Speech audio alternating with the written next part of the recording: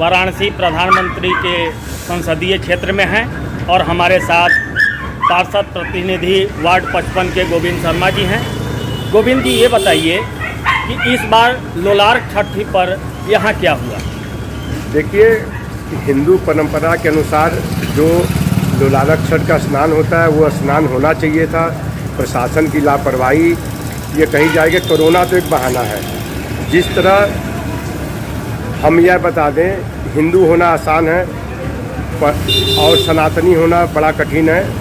वो सनातनी हिंदू वही है जैसे हिमालय पे तपस्या के बराबर। और प्रशासन अगर चाहता तो जो स्नानार्थी थे, जो निसंतान दंपति इसमें स्नान करके अपना संकल्प करके घर जाते हैं, कि साल भर इंतजार करते हैं, और इसमें प्रशासन चाहता तो स्नानार्थियों को स्नान करवाता और जो मुंडन संस्कार करने आए थे उनको अलग करके मुंडन संस्कार करके भीड़ को कम किया जा सकता था, भीड़ के दबाव को भी कम किया जा सकता था।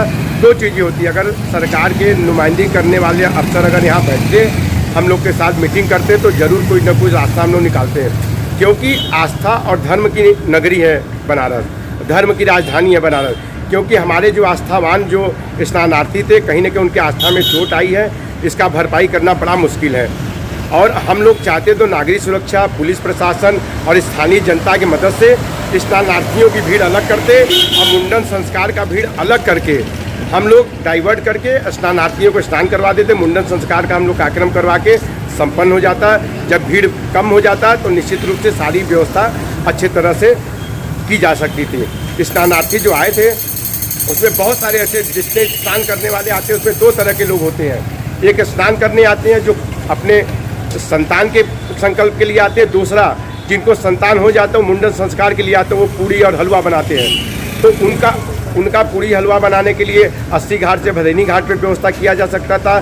स्नानार्थियों को अलग करके स्नान करके उनको व्यवस्थित अपने घर भेजा जा सकता, क्योंकि हमारे पास व्यवस्था बहुत है, लेकिन हम उस व्यवस्था का लाभ नहीं उठा सके, न तो स्नानार्थियों को दे सके। हम प्रशासन से अनुरोध करते हैं, विनती करते हैं कि अगली बार अगर कोरोना के अलावा का कोई महामारी आती है तो अपने स्थानीय लोगों को और अपने जो भी डेलीगेट्स मेंबर को बैठ के निश्चित रूप से एक योजना बनानी होगी, ताकि जो भी लोग बाहर आ रहे हैं, आस्थावान हमारे धर्म के लोग आ रहे हैं, वो कहीं ना कहीं इस आस्था से, धर्म से रूबरू होने से वंचित न हो सके। जय हिंद, जय भारत। ठीक है, यानी कि अब हमारे साथ अभी आपने देखा दिलीप पांडे जी, आप नागरिक सुरक्षा कोर में यहाँ वाराणसी में घटना नियंत्रण अधिकारी के भी पद पे हैं। आपको क्या लगा, जैसे कि ये अभी हमारे गोविंद भाई ने कहा कि शासन और प्रशासन ने कोई ध्यान नहीं दिया, तो एक ये जो परंपरा चली आ रही थी वो परंपरा तार तार हुआ है, इस पे आप क्या कहना चाहेंगे? जी देखिए, कुछ हद तक मैं यह जिम्मेवार जिला प्रशासन को नहीं मानता।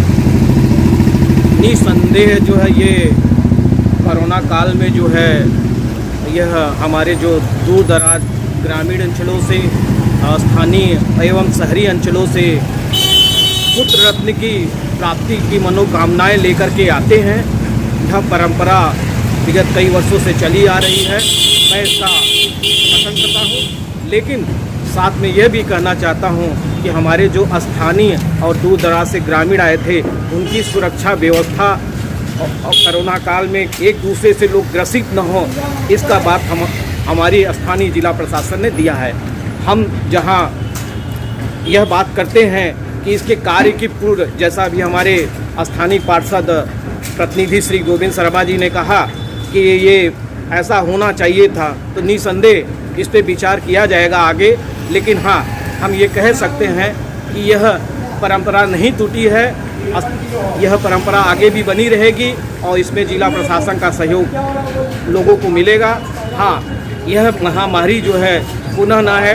मैं काशी का वासी होने के नाते भगवान भोलेनाथ, भगवान श्री हरि नारायण विष्णु एवं माँ जगदम्बा से ही प्रार्थना करूंगा कि यह परंपरा आगे नहीं टूटे और लोगों का बहुत बहुत धन्यवाद दिलीप जी आपका।